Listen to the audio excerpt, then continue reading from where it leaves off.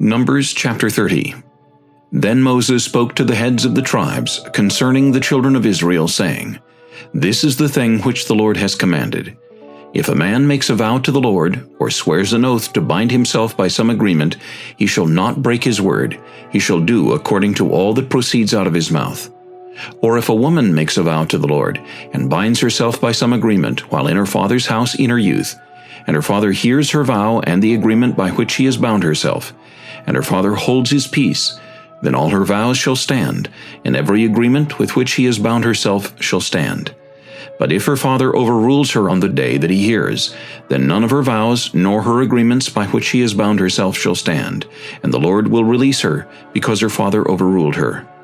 If indeed she takes a husband, while bound by her vows or by a rash utterance from her lips by which she bound herself, and her husband hears it, and makes no response to her on the day that he hears, then her vow shall stand, and her agreements by which she bound herself shall stand.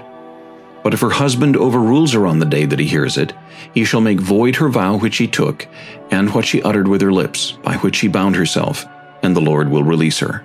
Also, any vow of a widow or a divorced woman by which she has bound herself shall stand against her. If she vowed in her husband's house, or bound herself by an agreement with an oath, and her husband heard it, and made no response to her, and did not overrule her, then all her vows shall stand, and every agreement by which she bound herself shall stand. But if her husband truly made them void on the day he heard them, then whatever proceeded from her lips concerning her vows, or concerning the agreement binding her, it shall not stand. Her husband has made them void, and the Lord will release her.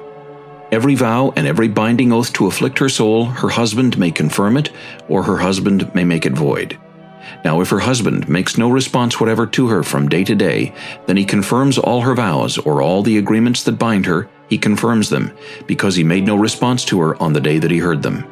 But if he does make them void after he has heard them, then he shall bear her guilt. These are the statutes which the Lord commanded Moses between a man and his wife, and between a father and his daughter in her youth in her father's house.